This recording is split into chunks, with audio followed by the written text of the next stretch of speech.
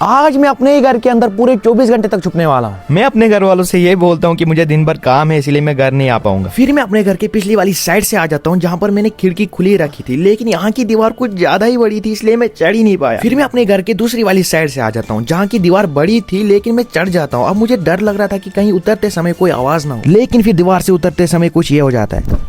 मुझे लगता है कि घर वालों ने सुन लिया, लेकिन मैं बाल बाल बच जाता हूँ। अब सबसे मेन टास्क ये था कि मुझे अपने कमरे में जाना था, लेकिन नीचे वाले कमरे में मेरा भाई और मेरी मम्मा बैठी थी और हमें धीरे धीरे ऊपर जाना है अपने कमरे में और फिर हम उधर बैठेंगे आराम से। और फिर ऐसे ही धीरे धीरे करके आखिरकार मैं अपने कमरे में पहुंच ही जाता हूँ।